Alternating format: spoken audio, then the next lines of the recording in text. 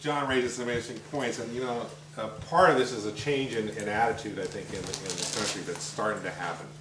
And one of it, I think, is you see in this idea that green is good. You see it everywhere. Okay? Even business is into this idea that green is good. And so, we agree. I mean, being the Green Party, this is really what it's all about. And the Green Party has been around for many decades here in Oregon, more recently. And we've developed credible candidates. And it gives me great pleasure to introduce one of the most credible candidates I've ever met, Cynthia McKinney, who's running for President of the United States.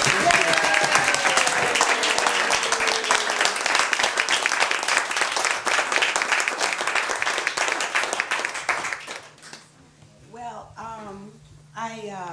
I love Oregon. I mean, I can live here, y'all. Yeah. We'll take you. I want to say thank you to Pat and Denise for being wonderful hosts and taking me out today for my very first hike in my entire life. Did you wear the right shoes? Oh yeah. I got some Show 'em off, girl. Dr. Martinez. The young lady at the store said I was hot. Yeah, let me get those. So I'm very pleased about that, and they are very comfortable. I do recommend them.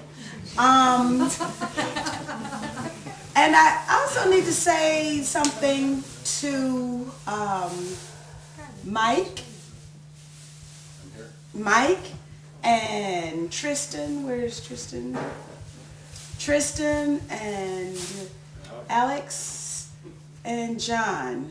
The idea to run a peace slate is so important, and we have to have candidates who are willing to put themselves on the front lines to endure whatever it is that comes in a campaign, because you know it's not always pleasant, but it's the only way that we can get our message and our values out.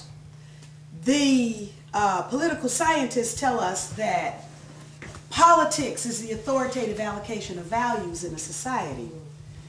So it's our values that are not being allocated appropriately, because it's not my value to spend $720 million every day for a war. And at the same time, if you don't have S-chip, or if your congressional representatives are voting against S-chip, what is this? Or for example, with the Democratic Party not providing a plan to provide universal coverage to everybody. I mean, that is a choice that people in Washington are making. And they want to fool you and trick you into forgetting about the $720 million that they're voting to spend on war and say, okay, I'm against the war, but they just had another vote the other day. And that vote had something to do with Palestine and Syria and Iran. And I don't know how Blumenauer voted. I don't know how Darlene, although she's leaving, and the other members of the Oregon delegation voted, but there really were not very many people. There was one who voted no, and that was Ron Paul. Yeah. And there were, I believe, 6 who didn't vote at all. And everybody else voted yes. So now it's easy to cast those votes. But those votes don't represent our values. Those votes represent the interests of special interests who get something in return for the vote that our representatives are giving. We've got to stop that. And there's nothing more important right now than us saying no to this war. And we have to say no with almost every fiber of our being. We have to say no because the American people are being defined by the votes that our representatives are casting on our behalf as we project ourselves to the rest of the world. So now is it that the face of the average American is of military might, of depleted uranium, of guns and bombs and missiles and all of the things? Is that what we represent to the rest of the world? And if we don't vote our values, then yes, that's what we represent to the rest of the world.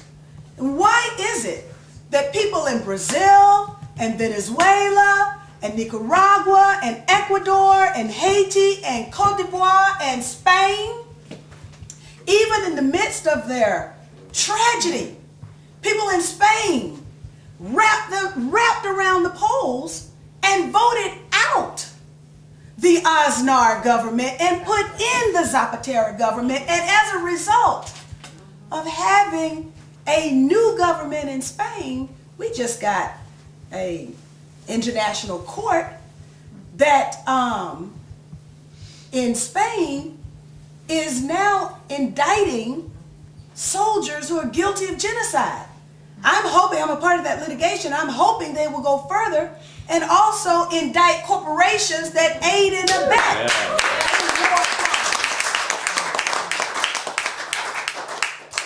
So now why is it that our great country has to look to Spain for justice?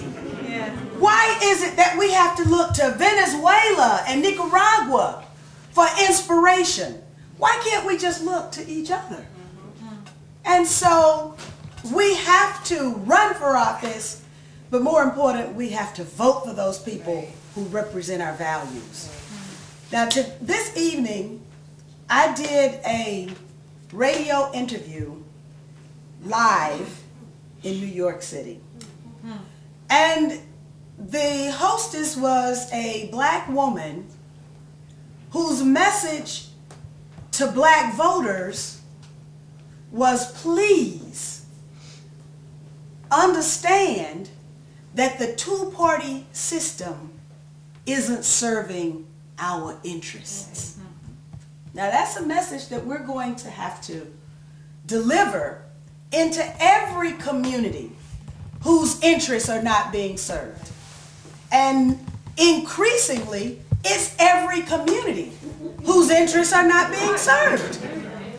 And we can't allow there to become a schism or a chasm between the government and us. We are the government. Right. We have to assume the jacket of authority because we are in control by virtue of our votes. Now we have some business that we need to take care of with respect to voting and election integrity. And we saw in New Hampshire that the error rate was over 20%. How is it that we can call ourselves the greatest democracy on the planet and we tolerate 20% error rate? We are not. We clearly are not. And if we charge the Pentagon with the responsibility of projecting power, U.S. power, around the world, then we ought to expect that the Pentagon ought to be able to protect itself. One day. We ought to expect that.